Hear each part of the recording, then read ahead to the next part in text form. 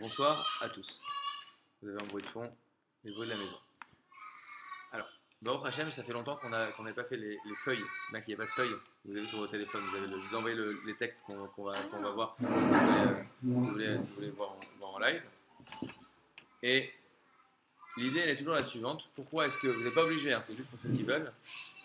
L'idée étant toujours la suivante, de dire que si moi je vous dis quelque chose, normalement de s'arrêter. Il y en a un grand problème aujourd'hui de nos jours, c'est que dès que quelque chose est posé par écrit, ou dès que quelque chose est filmé, ou dès que quelque chose est organisé, en fait on absorbe tout ce qu'on nous dit. Et on ne sait pas prendre de la distance par rapport à ce qu'on nous dit. C'est difficile d'avoir un esprit critique aujourd'hui. Pourquoi? Parce que s'il y a un effet de nombre, il y a une expérience qui a été faite à HEC, qui est extraordinaire, qui est la suivante, qui est la suivante. Oh! Alors, en vidéo, on va voir mon sourire. En vidéo, vous pourrez le revoir. On est très honorés. Bon, ça va. Alors, il y a des chaises d'or si vous voulez pour mettre un méca. Alors, quoi qu'il en soit, ils ont fait une spécialisation à HEC. Ils ont pris 3 personnes, donc des gens d'HEC qui sont pas. On peut en parler longtemps, mais qui ne sont pas les plus nuls du monde. Et ils leur ont dit on va vous poser une série de questions.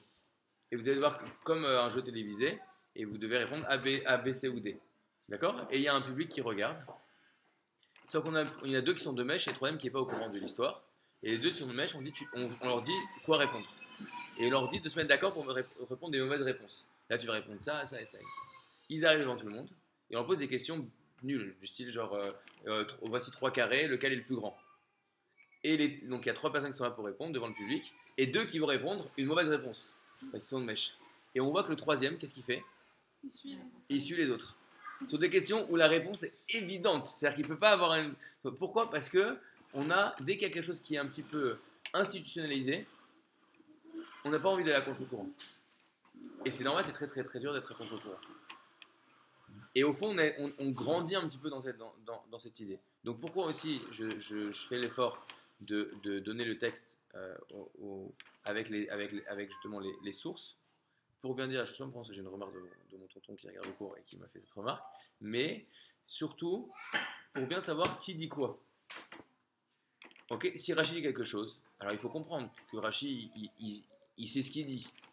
On peut pas être d'accord, il faut comprendre pourquoi est-ce qu'il dit ça. Mais c'est sûr qu'on ne peut pas dire juste Rachid n'a rien compris. D'accord? En fonction de qui tu es en face de toi, tu sais l'effort que tu dois investir pour arriver à comprendre ce qui lui passe par la tête. D'accord? Donc quand moi je dis quelque chose qui me passe par la tête, on peut juste dire c'est un idiot, c'est accepté.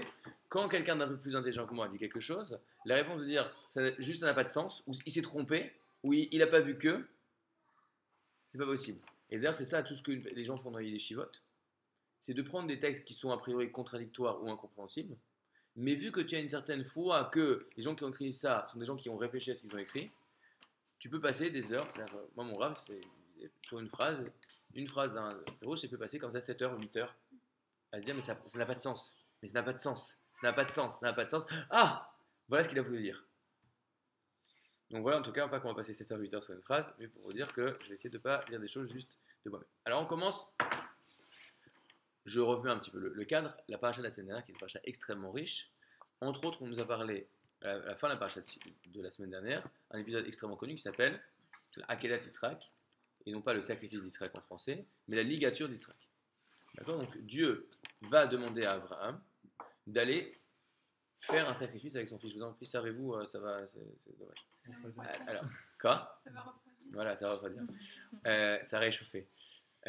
Donc, Dieu demande à Abraham d'aller faire un sacrifice de son fils. Et au dernier moment, comme on connaît tous l'histoire, Dieu va venir et va dire en fait, non, je ne t'avais pas demandé de le tuer, juste de l'amener, de le mettre sur l'autel, mais pas de le tuer. Je voulais un petit peu tester, voir jusqu'à où tu étais prêt à aller. D'accord, comment tu étais prêt à t'annuler. La paracha la semaine suivante, elle commence, c'est le texte numéro 1, c'est le deuxième verset de la paracha, qui est juste après donc, cette histoire. Vatamot Sarah, Bekiat Arba, ou Chevron, Be'eretz Kenaran, Ve'avo Avram, Lispot, Besara et Ve'ikota. Alors, donc, on nous dit la chose suivante. Donc, on vient de nous raconter l'histoire de la ligature d'Israël, et juste après, on nous dit la chose suivante que Rivka, que Sarah, la maman de Yitzhak, est décédée. Et donc, Abraham vient pour faire, comment est-ce qu'on dit? La lévaïa en français, de faire le espède en français, l'oraison funèbre l'oraison funèbre et de la pleurer. D'accord? Rashi vient lui dire la chose suivante. L'ispod Sarah Velifkota, pour faire l'oraison de funèbre de Sarah et pour la pleurer. Venismecha mitat Sarah la Akedat Israël. Pourquoi est-ce que la Torah décide de nous raconter ces deux histoires l'une juste à la suite de l'autre? Lefi she'al besorat ha'akeda shenizdamen bena leshrita vekimarat shelo nishrat parha nishmata vena umeta. Nous dit la chose suivante Rashi en langue de Molière. Pourquoi est-ce que nous avons mis à la suite l'histoire, la Torah a mis à la suite l'histoire de l'égateur d'Israël avec l'histoire de la mort de Sarah, pour nous dire la chose suivante, que c'est à cause de l'un que l'autre est venu. C'est parce que il y a eu la ligature d'Israël que Sarah est morte. Pourquoi? Parce que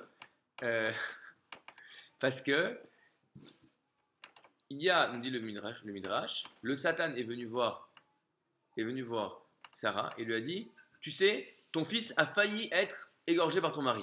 Il a fait, qu'est-ce qui s'est passé? Son âme est sortie, elle est morte sur place. Elle a fait une crise cardiaque. Parce que nous, en termes aujourd'hui, on fait une crise cardiaque. Elle a eu une émotion très forte de savoir que son fils a failli mourir et elle est morte sur place. Alors maintenant, on se pose une question. Quand on a demandé à Abraham Avinu de tuer son propre fils, d'accord? On ne voit pas que Abraham est mort sur place. Donc comment ça se fait? Imaginons, maintenant Dieu ne va pas donner l'épreuve à Abraham, dire va tuer ton fils, mais donne l'épreuve à Sarah, il dit va tuer son fils. A priori, va tuer ton fils, est mort sur place. Donc c'est-à-dire qu'a priori, ce qu'a réussi à faire Abraham, et Rivka n'en aurait pas été capable. Sarah, excusez-moi, j'ai dit plusieurs fois que j'ai dit de suite. Bravo, merci de me rectifier. Pourquoi est-ce qu'elle n'a pas été capable de faire ça? Alors, je vois un petit truc. Mais on ne dit pas de le faire. On lui a jamais dit de le faire, c'est vrai. Mais on voit que déjà qu'on lui a dit que ça a failli arriver, mais que ça ne s'est pas passé. Elle sait qu'il n'est pas mort. Mais juste de penser à l'idée qu'il aurait pu mourir, rien que ça déjà, ça l'a fait crise cardiaque. Alors t'imagines s'il lui dit c'est toi-même qui vas le tuer. Et au passage, quand on demande c'était quoi l'épreuve de Abraham, il y a Rachid la semaine dernière, moi j'ai jamais fait vraiment attention à ce Rachid, mais il est très important. On dit il a fait un sacrifice d'un bélier à la place de son fils. Qu'est-ce qu'il nous dit Rachid? C'est quoi la place de son fils? Quand il a pris le bélier qu'il a égorgé, il a dit que ce soit comme si j'égorgeais mon fils maintenant. Mais après, un sacrifice, ça ne s'arrête pas là. Qu'est-ce qu'on fait après avec un sacrifice? Il faut arracher la peau du sacrifice. Il faut le couper en morceaux et il faut le brûler et ramasser la cendre. Et à ce moment-là, quand il est en train d'enlever la peau du bélier, il dit que c'est comme si j'enlevais la peau de mon fils. Quand il est en train de le couper en morceaux, comme si je coupais mon fils en morceaux. Et quand il le brûle, excusez-moi, vous êtes en train de manger, comme si je brûlais mon fils. Donc, quand on dit le sacrifice d'Abraham, ce qu'on lui a demandé de faire, c'était pas juste de dire allez, je regarde pas et pan, ce qui déjà est en soi largement assez difficile. C'était quelque chose d'une violence incroyable, ce qu'on a demandé à Abraham. Et Abraham était prêt à y aller. En tout cas, Sarah, on ne lui raconte pas tous ces détails.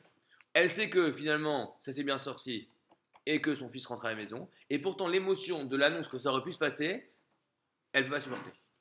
Et Abraham, quand on lui dit d'aller faire ça, il y arrive. Pourquoi? Alors, parce que là, on va voir quand est-ce que Dieu annonce à Abraham. Comment ça se fait qu'à l'annonce, donc nous, on veut émettre l'hypothèse que Sarah n'aurait pas pu résister. Mais voyons voir qu'est-ce qui s'est passé quand Dieu vient et annonce à Sarah elle annonce à Abraham qu'il doit aller sacrifier son fils. Alors, avant ça, peut-être tout simplement, réponse toute simple, que Sarah, c'est pas comme Abraham. Abraham, c'est Abraham Avinu. Et Sarah, elle est très bien, mais bon, elle n'est pas au niveau d'Abraham, et donc forcément, elle ne peut pas supporter une idée comme ça. Pas tout le monde est capable de supporter, on la comprend. Je vous regarde le texte numéro 2. Ça parle du moment où Sarah vient voir Abraham et lui dit il faut renvoyer Ishmaël. Je ne veux pas d'Ishmaël dans la maison. Pourquoi? Parce que je vois que Ishmaël, il est en train de venir. Sache, Abraham, que l'essentiel de ton obligation, c'est de construire le peuple juif.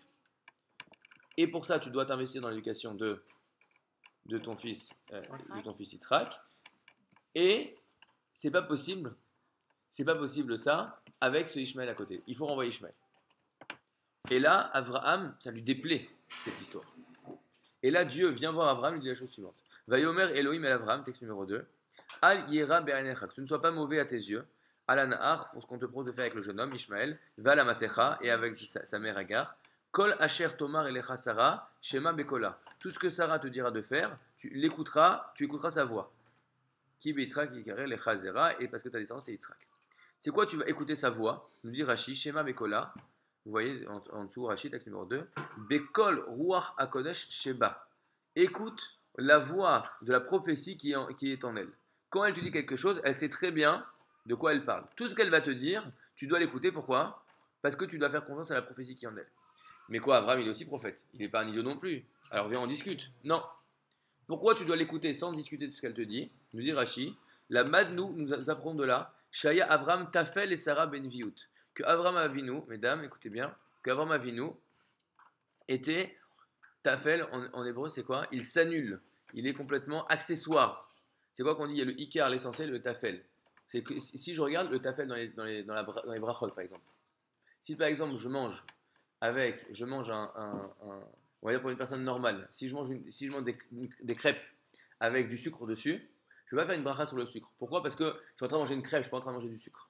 Mais si par exemple je vais manger du crêpe avec un chocolat, peut-être pour mesdames, alors peut-être dans ce cas-là on pourra se poser la question si on va pas faire la bracha sur le chocolat. Mais ce qui est sûr, c'est quand quelque chose est tafel, c'est que vraiment c'est comme s'il n'existait pas. Je n'ai même pas besoin de faire une bracha dessus parce qu'il n'existe pas vu que je suis en train de manger ma crêpe, je suis pas en train de manger mon sucre qui est dessus. Donc de dire que Abraham il était tafel devant Sarah, c'est-à-dire que le niveau de névoie de Sarah était infiniment plus grand que le niveau de névoie de Abraham Avinu. Et pourtant, comment ça se fait que Sarah elle meurt alors? Exactement. Alors, on repose la question encore plus fortement, comment ça se fait que ce que Abraham qui était plus petit a réussi à faire, Sarah qui était plus grande n'est pas capable alors que son épreuve est moins difficile. Alors pourquoi on va au texte numéro 3? Texte numéro 3, tout dans la Torah, on nous raconte comment est-ce que Dieu va dire à Abraham, tu vas sacrifier ton fils.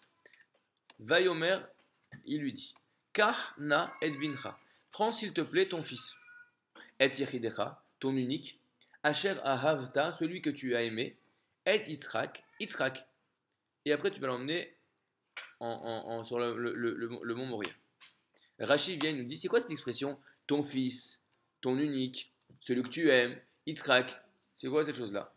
Il nous dit Rachid, et bincha, Amarlo, quand il a dit ton fils, il a dit, Shnebanim yeshli, j'ai deux enfants. Amarlo, il lui a dit, et yichidecha, ton unique. Et les deux sont uniques à leur maman.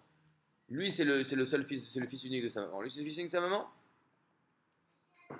Amarlo, il lui a dit, Asher ahavta, celui que tu aimes. Mais les deux, je les aime, c'est mes enfants. Et Yitzhak. Ah, ok, c'est vraiment Yitzhak qui veut que j'amène. Pourquoi est-ce que Dieu lui fait comme ça, et lui fait un traduit, il fait un coup comme ça? C'est pas qu'il veut lui faire une pub marketing pour qu'il achète. Qu'est-ce qu'il lui dit? Velama, logi lalo mitrila. Pourquoi est-ce qu'il ne l'a pas dit directement? Car naet Yitzhak. Prends ton fils Yitzhak. J'ai rien appris de ces choses-là. Qu'est-ce que j'apprends? Chez l'eau, l'herbevo, pour pas l'embrouiller, pit homme, pour ne pas venir et lui tomber dessus de façon soudaine. Merci. Et là, il nous dit un truc, vetizor dato alav vetitaref. Et qu'est-ce qu'il va? Il va devenir fou. Il va complètement perdre les moyens, il va être pris d'une émotion et il va perdre les moyens. Viens et nous dit Rashi, Dieu, quand il vient, d'ailleurs il y a un autre Rashi que je n'ai pas cité, il dit Karna, prends s'il te plaît. Rashi nous dit pourquoi est-ce qu'il dit s'il te plaît? Dieu, quand il te donne, il te dit quoi faire? Il te dit pas s'il te plaît, fais-le. C'est pas s'il te plaît, mets des tefilines. S'il te plaît, mange cachère. Il met des tefilines, mange cachère. Pourquoi est-ce qu'il lui a dit s'il te plaît? Parce qu'il lui dit s'il te plaît, même cette épreuve-là, s'il te plaît, réussis-la. Je te demande, je veux que tu réussisses. Parce qu'Hachem, quand il te donne une épreuve, et quand il te donne une épreuve, il te donne les forces qui vont avec pour te permettre de réussir l'épreuve parce qu'il veut que tu réussisses cette épreuve. Parce qu'une épreuve, c'est jamais une punition, il n'y a pas de punition. C'est des occasions de grandir. Quand il y a un manquement, alors je dois avoir une réalité qui change, qui vient être en regard, en accord avec ma nouvelle situation. Quand je descends, alors ma situation, elle doit descendre. Ou elle doit évoluer pour venir s'adapter à qui je suis. Donc, quand tu as une épreuve, c'est une occasion de grandir. C'est pour ça qu'en hébreu, une épreuve, nisayon, c'est de la racine, nes, un miracle. C'est un miracle parce que c'est une occasion qu'Hachem vient me permet de grandir. Donc il dit, s'il te plaît, je te donne l'épreuve, mais s'il te plaît, réussis. Et qu'est-ce qu'il fait? Il fait ce qu'il faut pour que Abraham soit capable d'entendre ce qu'il va lui dire. Et vient nous dire Rashi, il lui a dit, il a préparé. Comme mon papa, donc il est médecin, il enseigne à l'université. Et entre autres, il donne des cours sur comment est-ce qu'on annonce une mauvaise nouvelle aux gens. Malheureusement, c'est un truc, bon, il y a des grands besoins de ça. Comment est-ce que tu annonces une mauvaise nouvelle à quelqu'un? La première chose, c'est que tu dois venir l'amener doucement, doucement à se préparer à cette nouvelle. Parce que si tu lui donnes, nous dit Rachid, tu arrives et tu lui dis tout de suite, c'est comme ça, je ne veux pas dire des mots, monsieur, vous avez telle maladie, et qui ne s'attendait pas à ça du tout, tu le prends et il était chose, quel est le risque que cette personne-là perde la raison? Il est pris tellement, il n'avait tellement pas les outils pour se préparer, il n'est tellement pas prêt à recevoir cette nouvelle, qu'il n'est pas du tout en mesure d'accepter ça. Et qu'est-ce qui se passe quand j'essaie de verser dans un ustensile avec quelque chose qui est trop fort, l'ustensile n'est pas prêt à recevoir, l'ustensile se casse. Donc là, la personne, l'homme ou la femme peut complètement se briser devant la nouvelle quand on n'est pas prêt. Donc là, quelle est la différence? Pourquoi est-ce qu'Abraham Avinu a réussi à recevoir? Parce que, uniquement parce que Dieu lui a amené l'épreuve, lui a amené la nouvelle par étapes. Mais Sarah, le Satan vient et lui dit ton fils a failli mourir sans la préparer, et donc elle n'est pas capable, et donc forcément elle perd la raison et elle meurt. Forcément. Donc, pour répondre à la première question, et c'est juste l'introduction de ce qu'on va essayer de dire ce soir, pourquoi est-ce que Sarah, qui est beaucoup plus grande, n'est pas capable de résister à une épreuve qui est beaucoup plus facile? Parce que c'est venu d'un coup. Pourquoi?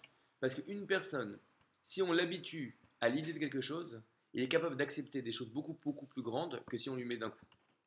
Au fond, si tu arrives et que tu tournes mal, tu présentes mal les choses, alors une personne pourra ne pas être en mesure de recevoir ce que tu vas lui dire, alors que si tu l'as bien préparé, elle aurait pu accepter quelque chose d'infiniment plus grand.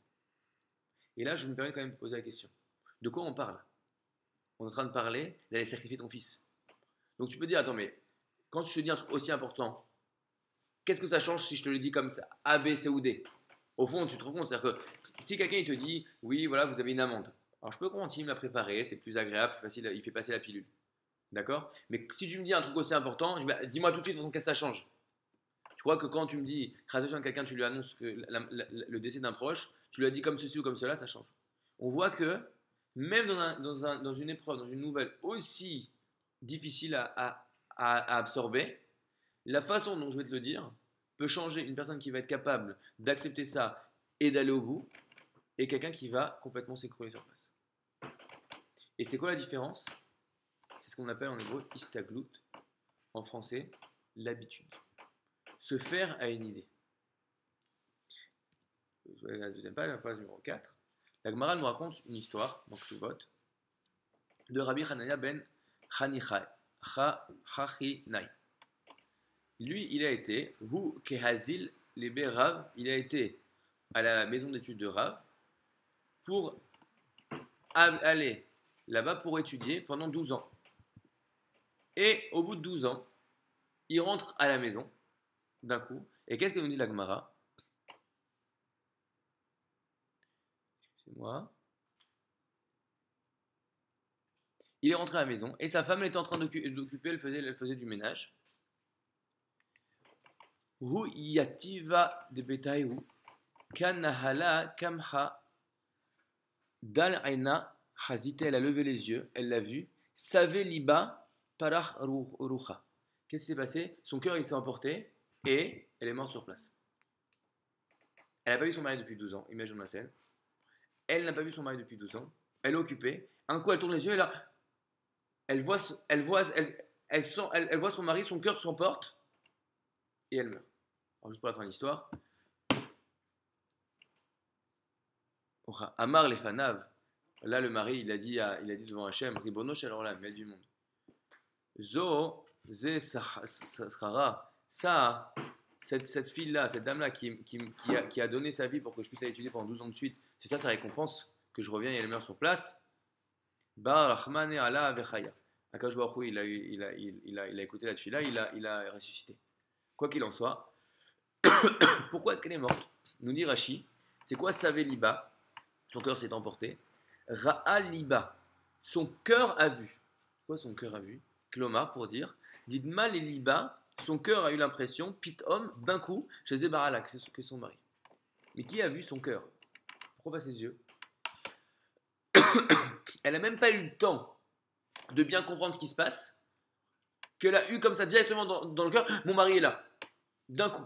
Elle est passée de, je suis en train de vivre ma vie, je suis en train de faire le ménage, à d'un coup, la nouvelle du siècle. Mais c'est une bonne nouvelle. Mais la nouvelle du siècle était tellement forte que quoi? Qu'elle n'était pas en mesure de la recevoir. Et encore une fois, il y a eu d'un coup une, on dit en hébreu, une iatama, en français une de quoi? Déflagration. On n'a pas une dégradation quand deux choses sont pas, sont pas adéquates. Une inadéquation, merci, voilà, on y arrive, on prend le plus entier. Une inadéquation entre son état psychique et la nouvelle qu'elle est en train de recevoir. Elle n'est pas en mesure de recevoir ce qu'elle reçoit, et donc forcément, ça casse. De là, il y a un texte dans Masalat Nida qui dit la chose suivante. Ve'anichnas, les bêtes kravero pitom. Amar Rabbi Yochanan, ve'afilu le beito. Amar Rabbi Shimon ben Yochai. Arba dvarim akadosh baruch hu sonan. 4 choses, Hachem haï, exerce. Va'ani eni ohavan. Anichnas le beito pitom. Ve'en tzarich lomar ve'bet kravero. Une des choses qu'une personne que Hachem haït, c'est une personne qui rentre dans une chambre, dans une pièce, sans frapper. C'est dur quand même. Maintenant, faisons attention à ce qu'il y a écrit. Pourquoi est-ce qu'il doit frapper? D'après vous? Les bétos pitom, merci, excusez-moi. Pourquoi est-ce que. Donc, de quoi on parle? Razak. D'une personne qui rentre de façon inopportune, soudaine, dans sa maison. Donc quoi? Pourquoi est-ce qu'a priori ce serait pas bien? On dirait parce que peut-être que dans la maison, la personne elle n'est pas en tenue, elle n'est pas prête pour te recevoir. Mais a priori c'est pas ça, parce que si je frappe, j'attends une seconde, j'ouvre la porte, c'est pas soudain. Et pourtant clairement c'est la maison en balagan, en une seconde t'as pas le temps de faire. Donc il n'y a pas écrit celui qui ne donne pas le temps ou qui n'attend pas devant la porte avant de rentrer, on le dit pas. Celui qui n'attend pas qu'on lui dise rentre pour rentrer. Non, celui qui rentre de façon soudaine. Il peut te faire peur. Voilà. Pourquoi? Parce qu'il faut imaginer. Si moi je suis chez moi tout seul, je suis dans mon monde intérieur. Je suis en train d'être dans mon monde du travail, dans mon monde je suis en train de lire un livre, quelque chose que je suis en train de faire, je suis dans un état psychique qui s'appelle A. Une personne rentre, je ne suis pas en mesure de la faire rentrer dans mon monde. Parce que à ce moment-là, mon monde n'était pas adapté, n'était pas prêt pour recevoir cette venue de cette personne. Donc quoi? Excusez-moi le mot qui est un peu fort, quand on rentre dans une pièce sans frapper la porte, on viole une personne. Pourquoi est-ce qu'on la viole? Parce qu'on rentre dans son intimité sans que cette personne-là se soit préparée à nous y recevoir. Et ça, Hachem dit ça, c'est exécrable à mes yeux. Encore une fois, pourquoi? Parce qu'il faut comprendre que d'avoir une nouvelle ou une venue à laquelle on n'est pas préparé, c'est quelque chose qui est extrêmement violent psychologiquement pour une personne. C'est comme, moi j'ai eu des problèmes, ça m'a fait des problèmes pendant plusieurs années de mariage. Je voulais faire des surprises à ma femme. Bien, dans les films, on fait des surprises, etc. Et ça finissait toujours comme ça. Je vous raconte plus tard, elle n'est pas là, mais elle pourra confirmer. L'histoire est toujours la même chose. Un peu d'artifice, etc. Ou pas en fonction. Et.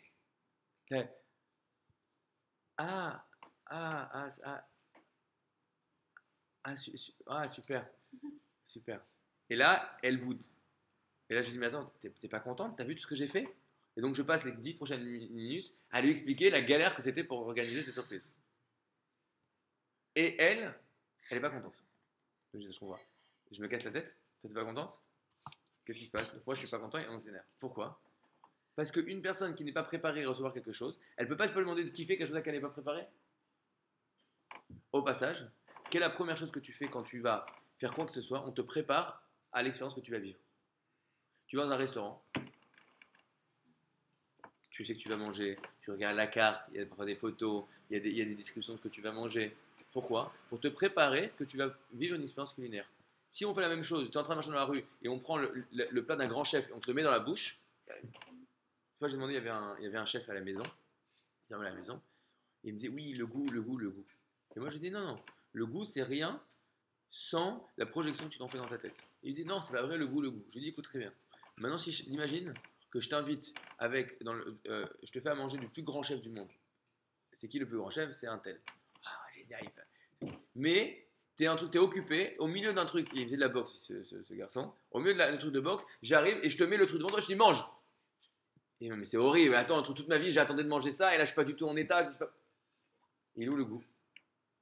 Parce que si t'es pas prêt à recevoir du goût, il n'a absolument aucun goût ce goût. Aucune expérience au monde ne peut exprimer quelque chose chez soi si je ne me suis pas préparé à la recevoir. Au fond, ce qui donne du plaisir, de la joie, etc., c'est la projection que je vais faire de ce que je suis en train de vivre dans ma tête. C'est pour ça toute l'industrie du marketing. Au fond, tu rentres dans un magasin, il y a toute une ambiance, un univers qui est fait. Tu rentres dans un restaurant, c'est la même chose.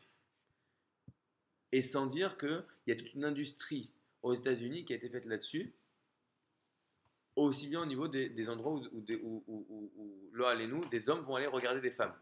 Pourquoi? Parce qu'ils ont compris que quoi? Qu'au fond, il faut faire rêver les gens.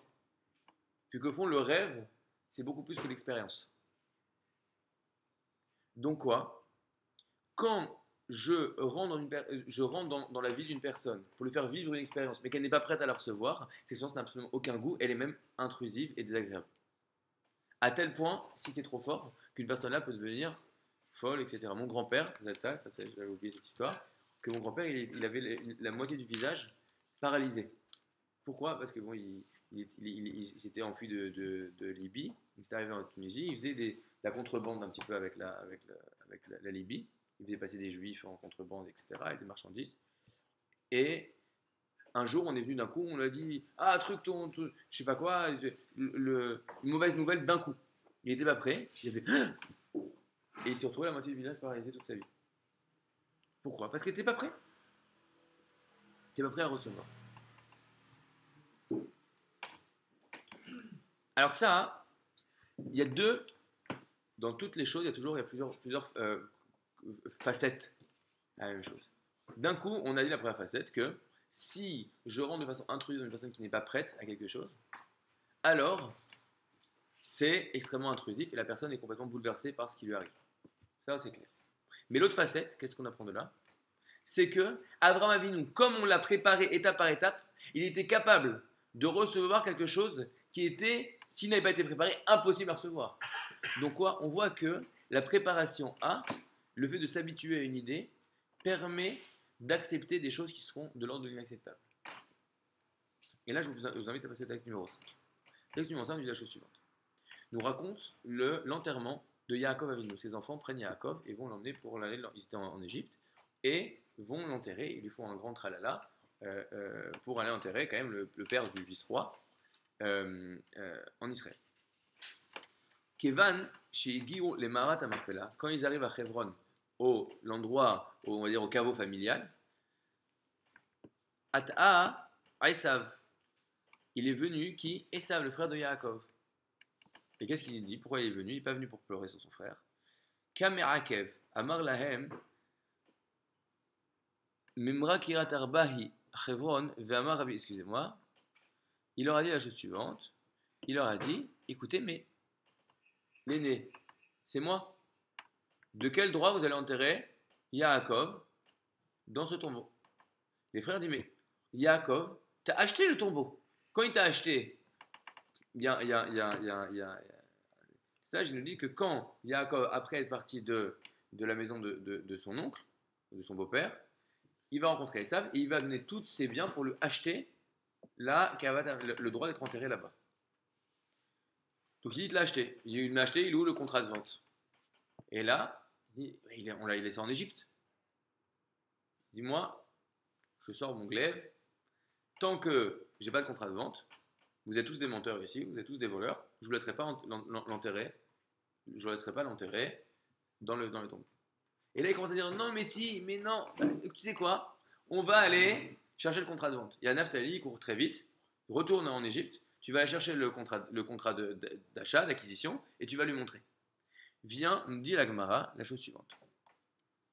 Mais ça se compte en jours, ça, cette histoire. Non, ils sont en train de discuter, ça se compte là, il se passe plusieurs minutes. Mais il dit attention, le temps qu'ils reviennent, ça peut prendre des jours. Ah bah ouais. Mais il est là. Mais il se passe quelque chose qui va faire que cette histoire ne va pas prendre des jours, qui va accélérer l'histoire. Hushim Bere de Dan.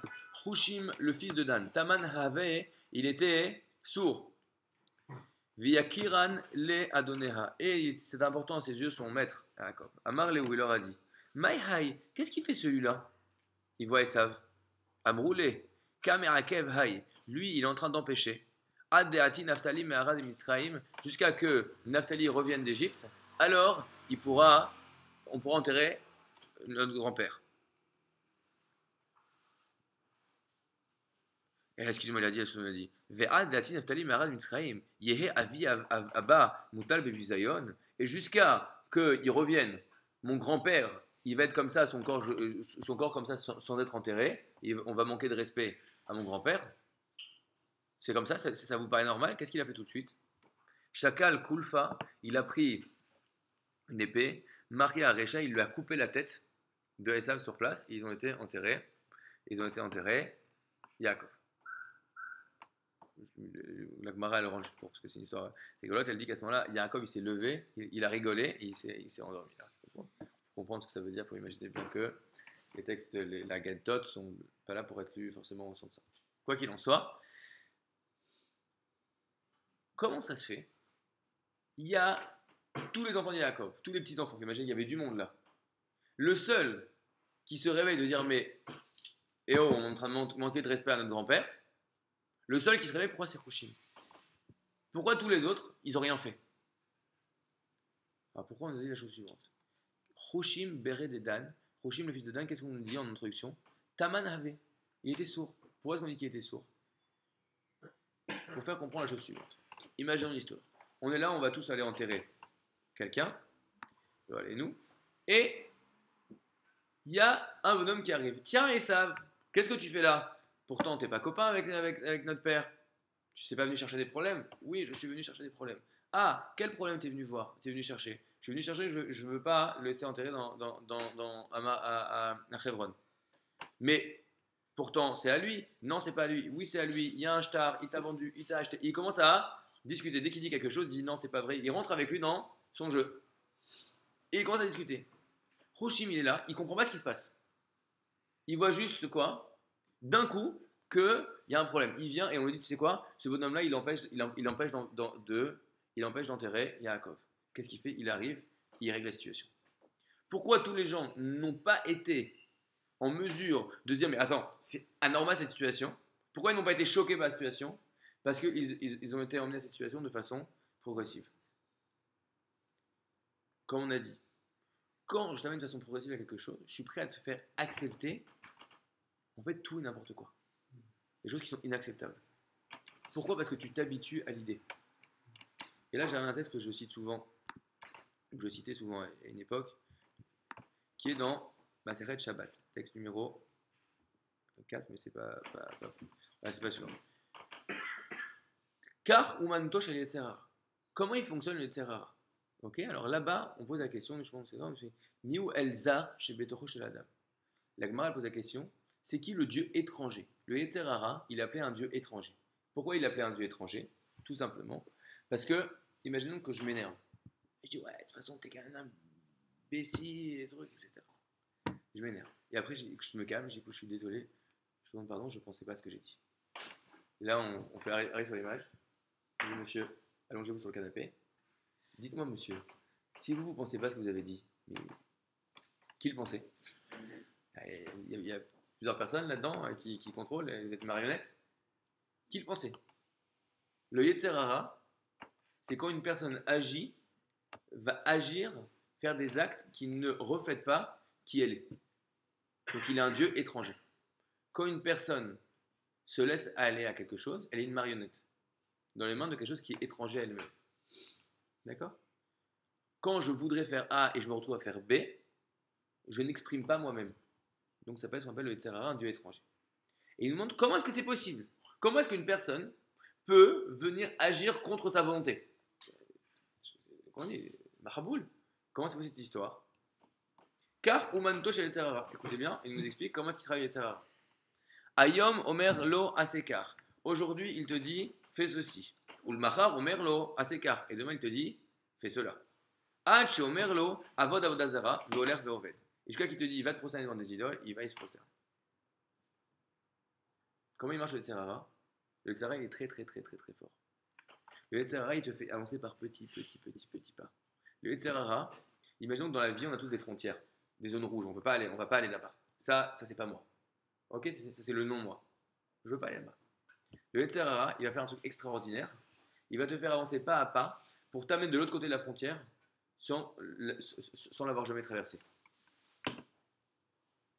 L'exemple type de ça, c'est des jeunes, on est juifs, traditionnalistes, français, sympathiques, etc. Bon. Et on rencontre une fille, bon elle n'est pas juive, mais ça va, on rigole, il a 17 ans, etc. Bon voilà, ça devient sérieux, il a 18 ans. Bon voilà, ça fait truc, bah, ça va, on est jeune, il a 19 ans. Allez bon, ça, truc.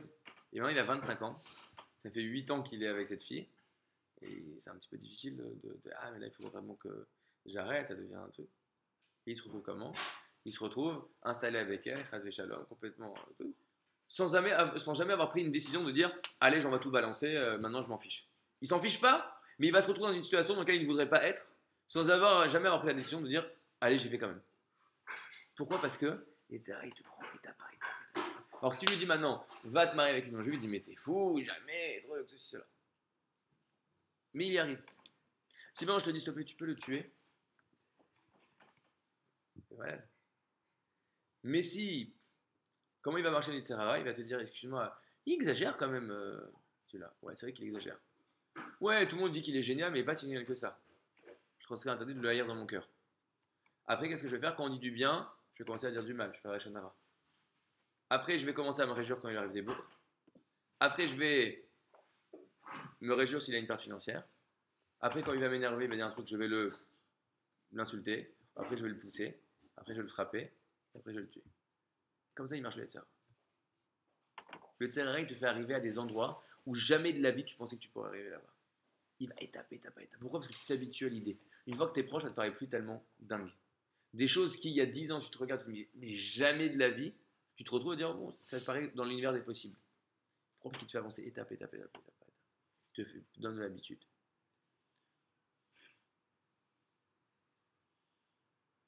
Voilà.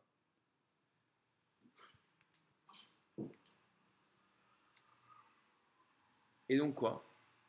On voit que malheureusement, avec ce concept d'habitude, ça peut nous faire avaler des pilules qu'on n'aurait jamais été capable de toucher. On peut aller très très très loin, surtout dans un univers dans lequel on veut fuir de toutes ses forces. On dit, mais je crois jamais la vie Chazvé Shalom. Parce que on a été dans l'habitude. L'habitude, ça nous désensibilise aux choses. Alors le problème, c'est quoi? C'est deux choses. Un, comme on a dit, que ça nous désensibilise et qu'on peut descendre de plus en plus bas, en descendant par étapes. Mais il y a une chose aussi qui est, si on réfléchit bien, qui est extrêmement problématique. A priori, disons quelqu'un de normal, équilibré. Qu'est-ce que je fais dans ma vie? Je fais des choses qui correspondent, qui sont importantes. Et plus quelque chose est important pour moi, plus je vais le faire. Là, je pense que j'ai dit quelque chose d'assez logique. Mais plus je fais quelque chose, plus je m'y habitue. Et plus je suis désensibilisé à ce que je suis en train de faire. Dans le bien comme dans le mal. Quoi? Dans le bien comme dans le mal. De la même façon, pourquoi est-ce que je me retrouve à faire quelque chose qui, d'après mes valeurs, est du mal? Parce que je suis complètement insensible au fait que c'est du mal, que c'est du poison. Parce que si je savais que c'est du poison, je ne le toucherais pas. Mais aussi dans le bien, je fais du bien, mais je suis complètement insensible au bien que je suis en train de faire, parce que je ne me rends pas compte que c'est du miracle. Il y a un grand Dvar Torah que vous pourrez répéter au mariage, c'est un Dvar Torah connu c'est le Dvar Torah de Monsieur le Rabbin. Je vous le dis. Et on dit dans les brachot, on dit Kol Sasson ve Kol Simcha, Kol Chatan ve Kol Kala. La voix de la joie, il y a deux façons de dire joie, la voix de la joie, la voix de, je sais pas quoi, de la joie, bon. De l'allégresse, merci, voilà, ça sonne bien, la joie de l'allégresse, la joie du Chatan, la joie de la Kala. Et là, monsieur le rabbin dit Qu'est-ce que ça veut dire? Ça veut dire la chose suivante, que tant que le jour du mariage, vous allez rentrer dans le troupa et le khatan va dire à sa femme, ça va ma chérie, ça va, t'as passé une bonne journée, hein, tu m'as manqué aujourd'hui. D'accord? Et la femme va dire, oh oui, mon chéri, je t'ai préparé des bonnes choses. D'accord? Comme ça, il fait le rabbin. Et dans 10 ans, le mari va rentrer et va dire, ouais, c'est moi, ouais, ok? Ça, c'est la fin. Il va dire, voilà, tant que la voix du mari sera une voix de khatan et que la voix de la femme sera une voix de kala, alors il y aura de la joie dans la maison. Fin de citation de rabbin. Quoi qu'il en soit, pourquoi est-ce que c'est quoi l'idée de cette bracha? Pourquoi on fait une bracha? On dit la chose suivante, de façon plus profonde. Aucun mari, aucun khatan, une kala sous sa roupa, ça lui viendrait à l'idée de s'énerver l'un contre l'autre parce qu'il n'est pas content de ceci ou de cela. Ou alors il a vraiment un problème. Même si on te dit, elle a cassé ta voiture, c'est pas grave, je l'aime. Aïe. D'accord? Maintenant, quoi? C'est le moment de balancer les mots. Ouais, non, il n'y a pas ma belle-mère dedans peut-être? Non? Bon, tant pis. Quoi qu'il en soit, donc à ce moment-là, il dit c'est extraordinaire, quel miracle, tu te rends compte de ce qu'on a fait pour être ensemble, etc. Et avec le temps, il s'habitue à la présence de l'autre et ça perd toute sa magie. Donc quoi? Plus je vais faire quelque chose d'important, plus je vais vouloir me mettre dedans, mais plus je vais me mettre dedans, plus ça va perdre du goût et de l'importance à mes yeux. C'est texte numéro 6. Dieu dit Vayomer Adonai el Moshe, Dieu dit à Moshe, Daber el Aaron achichad, parle à Aaron ton frère, qui est le grand prêtre, Ve'al yavo bechol aet el hakodesh, dis à ton frère de ne pas venir à tout instant dans le Saint des Saints. Pourquoi, nous dit Rashi?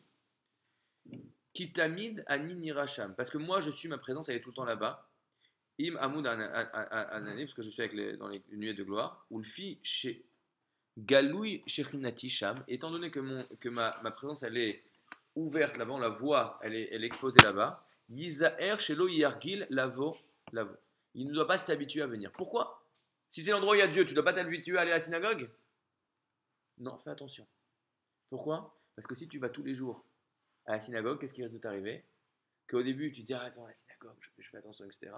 Et après, il y a un rave ici qui est un grand tzaddik à Tel Aviv, qui s'appelle Rav Aryeh Levin, qui est le petit-fils d'un très grand tzaddik très connu en Israël. Et il me dit, donc c'est un Rav Ashkenaz qui est une synagogue séfarade. Et il me dit, il rigole, il me dit, il y a plein de gens qui viennent voir, donc c'est une synagogue à côté de la plage, donc il y a plein de gens pas du tout religieux qui viennent. Et il y a des gens qui lui font des remarques. Il dit, Rav, quand même, comment vous êtes assis dans la synagogue, vous n'avez pas de trucs dans la synagogue. Ils lui font des remarques sur son comportement dans la synagogue. Pourquoi? Parce que, bon, déjà dans le monde séfarade, il y a un certain rapport à la synagogue qui est particulier. Mais quoi qu'il en soit, de dire que les gens ils vont une fois par an à la synagogue. Quand ils viennent à la synagogue, le truc, etc. Lui, il est toute la journée là-bas. Donc forcément, d'une certaine manière, même si c'est beaucoup plus difficile d'avoir cette même sensation alors que je suis là tout le temps. Donc vient, Dieu est dit, dans le Saint des Saints, il ne doit pas rentrer tout le temps. Pourquoi? Parce qu'il ne doit pas s'habituer que d'être avec la Shrina, je suis avec mon copain, je joue au ping-pong. À tel point qu'il y a un texte qui nous dit la chose suivante, que quand les gens venaient pour faire un sacrifice, ils ne devaient jamais sortir par la même porte par laquelle ils étaient rentrés. Pourquoi? Pour ne pas s'habituer. Parce qu'il nous dit, il est à mettre, il y a une chose incroyable, parce que s'il rentre et il sort toujours par la même porte, il va croire que la porte du Beth Amikdash c'est comme la porte de sa maison, et que les poutres du Beth Amikdash c'est comme les poutres de sa maison. Et il va se comporter au Beth Amikdash comme il se comporte à la maison. L'habitude, ça va complètement ternir l'image des choses. Tout devient un peu floué et tout devient un petit peu au même niveau. Et donc là, on comprend un truc qui est terrible. Pourquoi? Parce que pourquoi je m'habitue à quelque chose? Pourquoi je le fais? Parce que c'est important, c'est bien dans ma vie. Mais plus je le fais, plus c'est important, plus je vais le faire. Mais plus je vais le faire, moins ça va devenir important dans mes yeux et je vais perdre le lien, je vais perdre la sensation, l'émotion des choses qui sont les plus essentielles dans ma vie. C'est ce qu'on nous dit les prophètes, mitzvat, anashim, ilomdea, des mitzvot que les gens font par habitude, par automatisme. On est des robots. Mais je parle de mitzvot, mais je parle de tout. On est des robots du couple, on est des robots de l'éducation, on est du robot au travail, on est des robots dans notre lien avec Hachem et dans notre lien avec les autres, avec nos parents, etc., etc. De là, vient quelque chose de complètement dingue. Shlomo Meller, le plus sage des hommes, Okar, Raglecha mi bet recha, pen yisba'acha usne'echa. Incroyable. Arrache tes jambes de la maison de ton ami. En gros, ne va pas trop souvent visiter ton ami, ne croise pas trop souvent ton ami, de peur que tu te rassasies de lui et que tu le haïsses. Ou au contraire, qu'il se rassasie de toi et qu'il te haïsse. Pourquoi? Parce que si tu es trop souvent avec les gens que tu aimes, bah, au bout d'un moment, l'importance du rapport, elle se perd. Je cite encore un autre texte dans les choses, et bien sûr, on va essayer de dire qu'est-ce qu'on peut faire contre ça. Il y a une histoire dans Bereshit Rabbah, dans le Midrash. Matrona Achad Sha'ala et Rabbi Yossi Amralo. Il y a une dame importante qui a demandé à Rabbi Yossi quelque chose. Lama Begneva. Pourquoi il pose la question, pourquoi est-ce que quand Dieu a créé Chava, donc il a pris une côte de Adam, pourquoi est-ce qu'il a d'abord endormi Adam? Pourquoi il a fait comme un voleur? De toute façon, mon père dit Adam, je vais te prendre une côte, je vais donner une femme à la place. Pourquoi il a fait comme un voleur? Il lui a dit Machal, je donne une parabole. Ifkid Adam, liadra, une cloche de kesef. Il dit qu'est-ce qui se passe si on t'a donné de l'argent et que vient quelqu'un et il te le vole et à la place il te met de l'or. C'est un voleur. Alors il dit des voleurs comme ça j'en veux toujours. Mais il dit la même chose, tu lui as pris une côte, il t'a donné une femme. D'accord? Et il a dit tu sais quoi? Il a dit la chose suivante. Il a dit mais aussi pourquoi? Parce que si il voit qu'elle est trop proche de lui, il voit d'où elle est venue, il va plus l'aimer. Donc on n'a pas voulu qu'il voit d'où elle est venue. Et là, la dame, elle lui dit la chose suivante. Moi, je veux rajouter quelque chose sur ce que tu as dit. Mosifat ani alvarecha. Je veux rajouter ce que tu as dit, pour dire à quel point c'est vrai. Amoura haiti, leinase leachi imi. Je devais me marier avec mon oncle. Ve'al yede, chez gadalti imo, babait, étant donné que, à cause du fait que j'ai grandi avec lui à la maison, it ararti be'enav, je suis devenu moche à ses yeux. Ve'alar ve'nasa lo isha acheret, il s'est marié avec une autre femme. Ve'ena na'a kamoni, évidemment, elle n'est pas aussi belle que moi. Viens, dit la matrone, c'est quoi ta raison? Parce que, comme moi j'étais tellement proche, j'étais tellement habitué d'être avec mon oncle, que je suis devenu sans intérêt à ses yeux. Il a préféré se marier avec une femme qui était beaucoup moins belle, beaucoup moins agréable, beaucoup moins adaptée à lui, mais qui était nouvelle à ses yeux. Donc on voit que quoi? Qu'on va avoir tendance à aller s'accrocher avec des choses qui sont moins bonnes pour nous, qui sont moins importantes, parce que c'est nouveau, et laisser les choses qui sont plus essentielles, parce que vu que c'est essentiel, on a fait trop. Et ça, au passage, je me permets de dire que c'est le grand désastre qui se passe à Tel Aviv. Pourquoi? Malheureusement, tu vois, il y a plein de garçons déjà qui sont très bien, qui sont célibataires, il y a plein de filles très bien qui sont célibataires. Alors tu dirais, bah, c'est super, vraiment, c'est l'endroit où venir pour se rencontrer. Et tu parles et dis non, mais je peux pas, on est trop copains. Non, mais elle, c'est comme ma soeur. Elle, c'est tout. Les gens ont tellement l'habitude de passer du temps ensemble qu'au bout d'un moment, ils perdent complètement d'intérêt aux yeux des uns des autres. Mais par contre, s'il y a un nouveau qui arrive, alors tout le monde va lui sauter dessus. Jusqu'à que lui devienne plus nouveau, elle devienne plus nouvelle, et il fait partie du groupe des gens sans intérêt. De s'habituer, c'est quelque chose d'extrêmement dangereux. Et encore une fois, plus c'est important, plus je m'habitue, et donc plus ça se devient fade, et donc en fait je ne vis que des choses, comme on dit, mabékar, de second degré sans intérêt. Parce que les choses importantes, j'arrive pas à les vivre pleinement. Et donc je vis une petite vie, une vie fade. Alors comment est-ce qu'on ne vit pas une vie fade? La solution. Je vais vous vendre un truc. La solution est la suivante.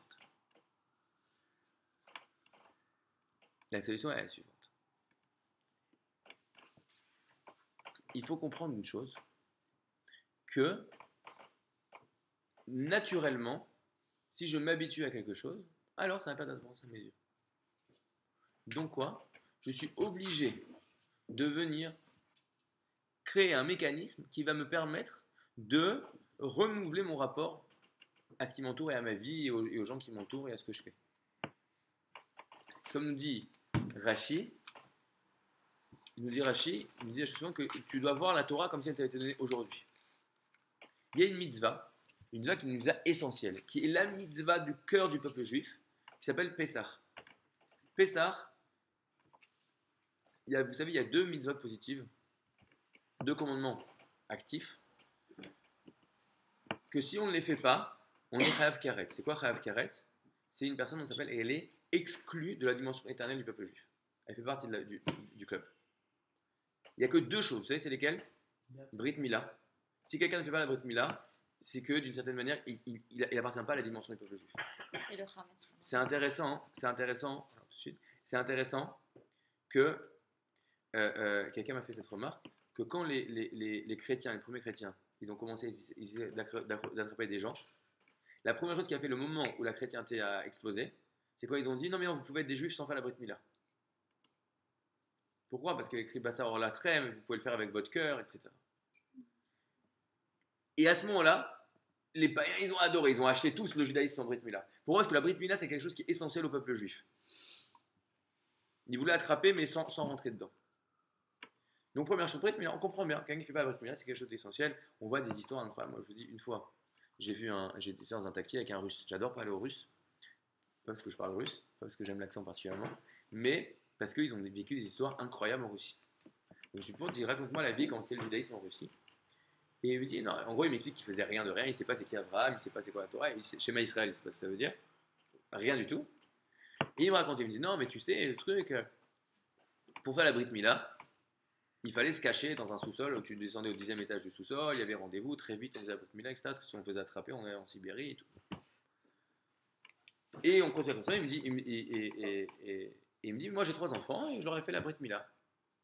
Et je fais, ah, Bémet, ah, vraiment? Waouh, quand même, un truc. Et là, il s'arrête, il me regarde, il fait Makar Alecha, c'est quoi ton problème? Quoi, moi je vais pas faire la Brit Mila à mes enfants? Excusez-moi, monsieur, vous venez de me dire que vous n'avez rien à faire de la Torah, rien du tout. Que celui qui fait la Brit Mila, il va vivre une vie de souffrance sous moins 40 degrés. Et tu me dis comme ça, comme une fleur, que toi, tu as pris ce risque. Pourquoi? Parce que la Brit Mila, c'est essentiel pour une personne. Au passage, que Pessar aussi, une personne m'a raconté qu'ils allaient pour acheter des matzot, ils devaient envoyer un mec pour prendre les. Il y avait aussi des matzot. Aujourd'hui, il n'y a pas un endroit en Israël où on ne fête pas le Seder de Pessah. Pessah, deuxième chose, quelqu'un qui n'apportait pas le Korban Pessah, il est aussi Chayav Karet. Il fait partie du club. Et donc la mitzvah de Pessah, c'est quoi? C'est de raconter la sortie d'Égypte. Maintenant, tu peux dire, bah, très bien, si on raconte la sortie d'Égypte, on va faire un film, on va faire. Comment est-ce qu'on la raconte cette sortie d'Égypte? Et vient de dire incroyable, la Gemara, comme ça, Tanou Rabbanan, comme ça et ça j'en dis. Chacham, Beno Shoalo. Si son fils il est intelligent, son fils il pose des questions. Il lui pose des questions. Manishtana alayla haze. D'accord? On fait ok? Etmol. Ok? Donc pourquoi est-ce qu'on fait ça? Pour que l'enfant pose des questions. Si son enfant il est capable de poser des questions, c'est l'enfant qui pose. Ok? Ve'imeno chacham. Et si l'enfant il n'est pas capable de poser des questions, Ishto shoalto. Sa femme, elle pose des questions. Et là, je ne saurais pas comment expliquer est-ce que c'est sa femme qui n'est pas intelligente ou c'est qu'elle n'a pas de femme. Je laisse chacun question. S'il n'a pas de femme, disons comme ça, il n'a pas une femme qui est en mesure de poser des questions. Shoel le atzmo. Il a qu'à se poser des questions tout seul. Ok, merci beaucoup. Et même deux grands sages, Sheodrim, Bilchot, ils connaissent tout. Shoalim, Zedé, ils vont se poser des questions l'un à l'autre. Est-ce que quelqu'un va se poser des questions lui-même? Pourquoi tu veux tellement des questions? Il faut comprendre que la mitzvah de raconter la stratégie, c'est une mitzvah qui est extrêmement difficile. Pourquoi? C'est quoi? Tu veux que je te raconte? Ouais, vas-y, raconte-moi. Ah non, je suis au courant. Si quelqu'un il veut te dire un mot et tu sais que tu connais déjà l'histoire, au deuxième mot, tu l'arrêtes. Tu dis, je n'ai pas besoin d'écouter une histoire que je connais. Non, mais c'est bon, j'ai lu le truc.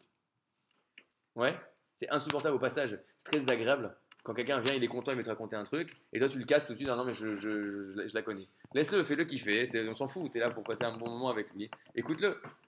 C'est la vie, la communication, c'est pas grave. Tu racontes une blague, tu connais la blague, moi j'ai dit, ah ouais, un truc comme ça. Ah, incroyable. Après, je sais pas comment chacun peut faire en rigolant. Il y a des gens qui font ça mieux que les autres. Mais bon, tu peux écouter son histoire. Quoi qu'il en soit. Ou des gens qui t'ont déjà raconté eux-mêmes leur histoire, qui reviennent tirer. Laisse-le raconter l'histoire, c'est pas grave. Quoi qu'il en soit, quoi qu'il en soit, c'est très dur. Une histoire, raconter une histoire, c'est raconter quelque chose de nouveau. Mais là, la même histoire, je la raconte tous les ans. Quel est l'intérêt de cette soirée? Vous savez qu'une chose, que le soir de Pessah, c'est le seul soir, la seule fois de l'année où on fait le Hallel le soir, les louanges à la fin de le soir, mais surtout qu'on peut les faire assis. Tout le temps, il faut les faire debout. Pourquoi? Le Rav Ariel, dans son shoot, voilà, chez le Torah, il y a quelque chose de très joli. Il dit la chose suivante, c'est le grand rabbin de Ramat Gan. Il dit la chose suivante, Rabbi Yaakov Ariel, il dit la chose suivante, il dit, parce que le soir de Pessah, il y a écrit chaque personne doit se voir comme si elle était elle-même sortie d'Égypte. Le soir de Pessah, on n'est pas en train de raconter la sortie d'Égypte, on doit la vivre. Et donc, quand tu vis quelque chose, tu chantes, tu dis ah incroyable, on a été sauvés. On ne demande pas oui monsieur, levez la main droite, baissez le pied gauche, asseyez-vous, levez-vous. Tu chantes comme ça devient. Donc tu dois arriver le soir de Pessah à vivre ce que tu es en train de vivre. Comment tu fais pour le vivre? On lit dans le soir du Seder. J'aurais pu dire depuis le premier jour du mois, mais je dois faire le 15, pourquoi? Qui est écrit Ba'avourze. Seulement le soir où j'ai des choses devant moi qui vont me rappeler la sortie d'Égypte.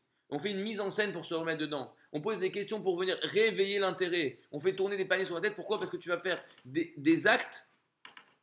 Des actes sont des actes physiques pour te mettre dans une situation psychologique. Et pour arriver à revivre comme si c'était neuf à tes yeux. Je ne vais pas trop rentrer dans le détail parce que ce n'est pas quelque chose dont on parle trop, sûrement pas par internet. Mais c'est pour ça que dans un couple, il y a ce qu'on appelle Taharat HaMishpacha, la pureté familiale. C'est quoi la pureté familiale?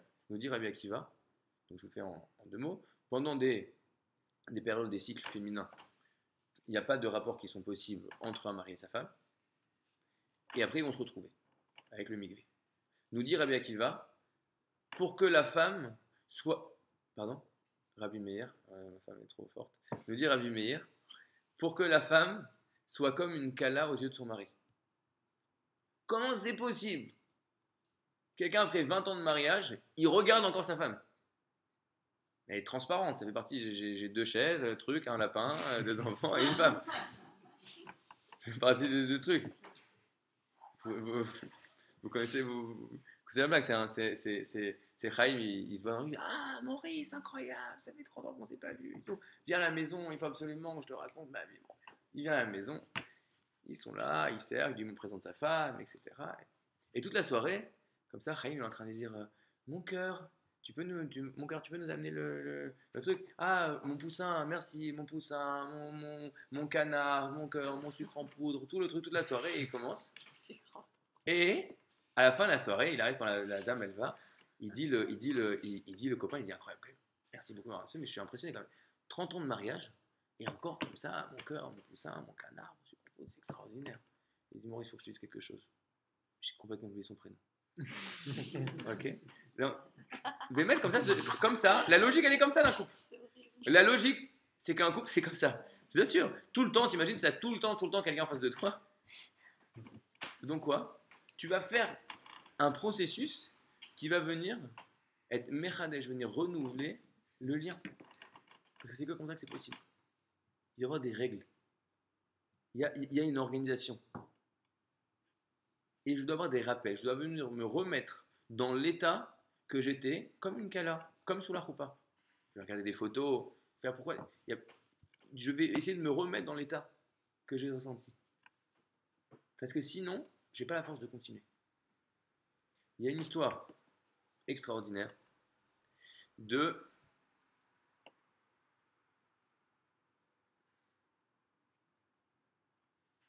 Je crois qu'il s'appelle Paltiel, si mes souvenirs sont bons, mais je me permets de me tromper. Qui était donc, vous savez donc que Shaoul Améler, le roi Saül, avait dit, celui qui va se battre contre Goliath, je vous donne ma fille, qui vient, David, et il va épouser la fille de Shaoul. Il va avoir des petites il va se disputer un peu avec son beau-père, Ok, il va l'épouser, il va avoir l'épouser, bon. Et son père va vouloir le tuer, ce qui n'est pas hyper agréable. D'accord? Je suis la belle-mère, là, c'était le beau-père. Et ma belle-mère voit ce cours, c'est problématique. Parce que c'est pas amour. Quoi qu'il en soit, quoi qu'il en soit, voilà, il faut que je sorte, on coupera au montage. Je ne vais juste pas faire ça, tant pis. Euh, et il va dire, bah, tu sais quoi, maintenant, Michal, je vais te marier avec quelqu'un d'autre. Non, le roi a dit que tu te maries, tu peux pas dire non au roi. Mais cette femme, elle est mariée, il sait qu'elle est mariée. Viennent les sages et nous disent la chose suivante.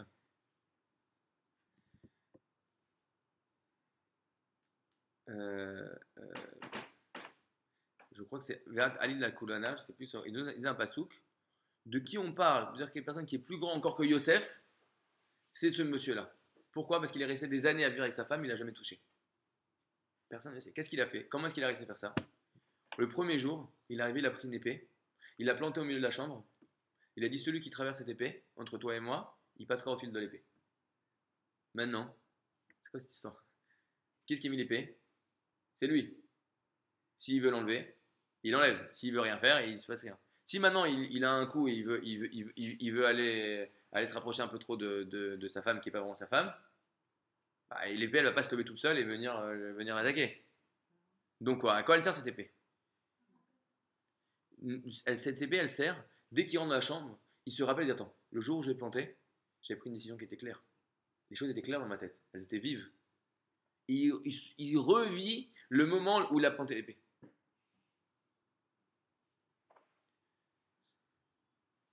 Une personne, elle doit venir faire un acte qui est proactif pour venir se remettre dans un lien de fraîcheur, de nouveauté avec les choses qui lui sont chères. Parce que sinon, je ne les vis pas et c'est fade. C'est fade et je ne suis pas dedans. Et je passe complètement à côté de ma vie. Si je n'ai pas quelque chose qui vient me rappeler l'importance d'une chose, je peux continuer des années en passant à côté. Et dans le tout, les choses importantes, je les fais à moitié. Les choses mauvaises, la grandeur, le danger de ces choses-là, il me paraît complètement aussi ramolli, réchauffé. Au fond, c'est pas si grave. Et donc, en fait, je passe complètement à côté de ma vie. Je fais des choses négatives que je ne voudrais pas faire parce que ça me paraît au fond pas si grave. Et je ne fais pas de façon pleine des choses qui me paraissent très importantes parce qu'au fond, on s'en fiche. L'essentiel de la vie d'une travail d'une personne, une personne qui est vivante, qui est très très vivante, qui est elle-même, c'est une personne qui est capable de faire le travail, d'être elle-même et de se reconnecter avec elle-même, de se reconnecter avec les moments d'éveil qu'elle a eu. Il y a un texte qui nous dit la chose suivante, qui nous dit que pourquoi les Juifs ont été exilés de Jérusalem? Parce qu'ils ne respectaient plus la mitzvah de libérer les serviteurs au bout de 7 ans, à la 7e année.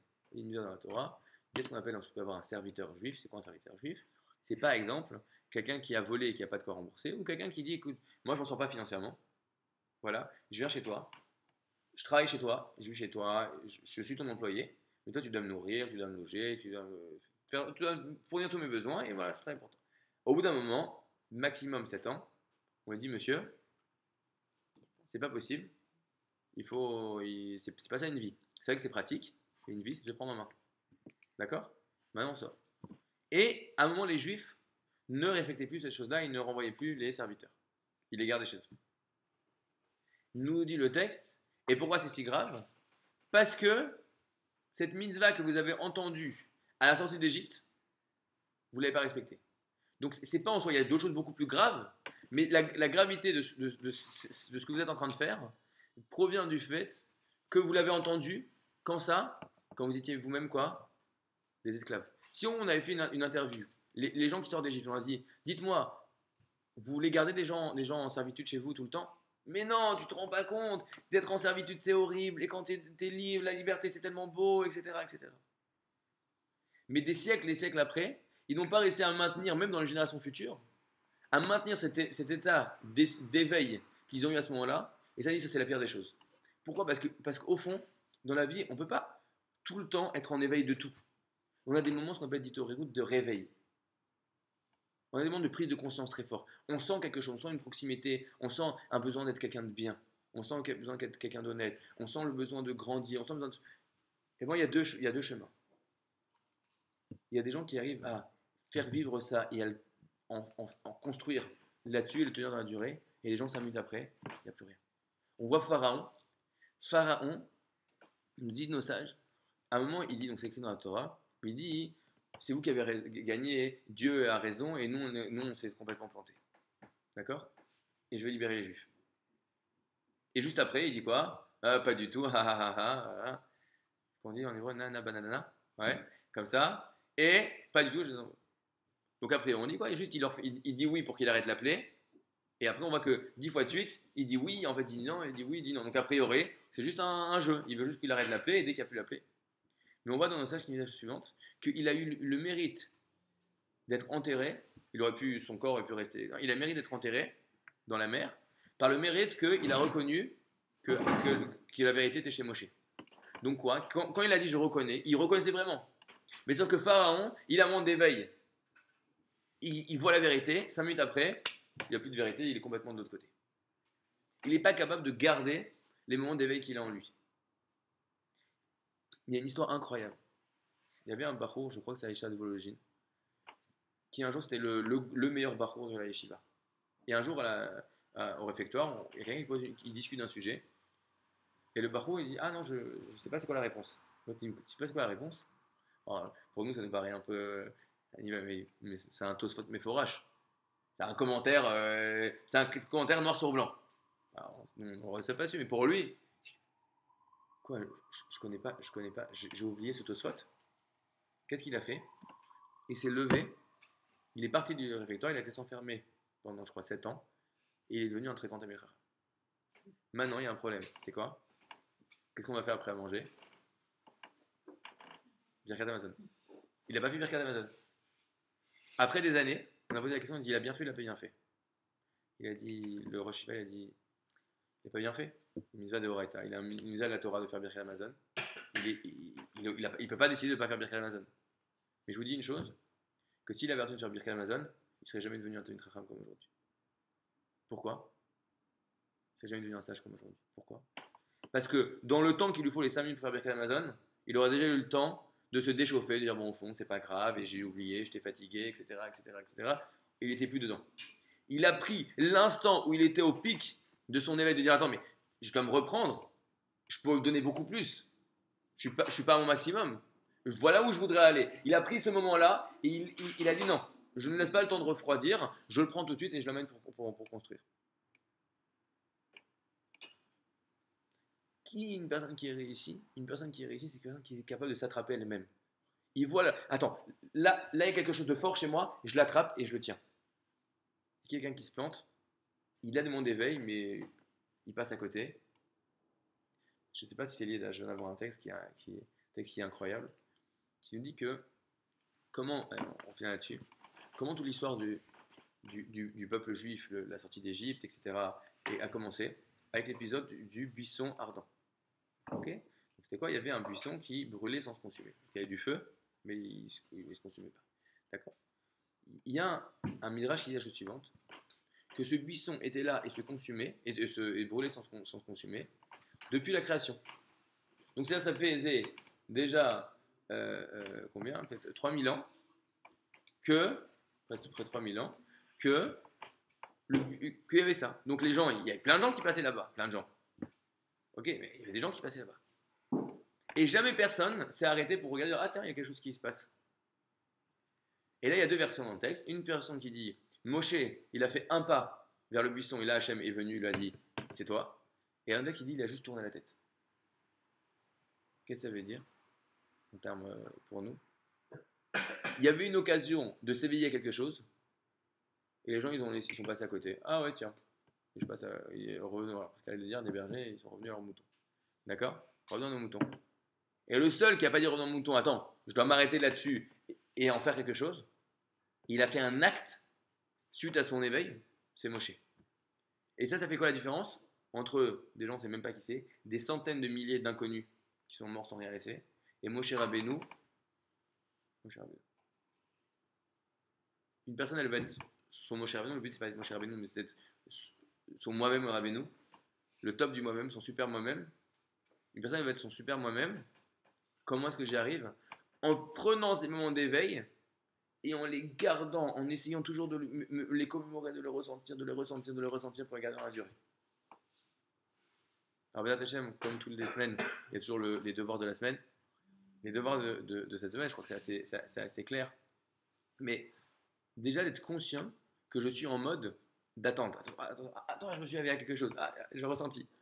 On ne sait pas tout le temps qu'on ressent plein de choses. Ou alors c'est, je sais pas, une personne qui ressentirait tout très fort, plein d'émotions de tous les côtés, elle est pas hyper équilibrée.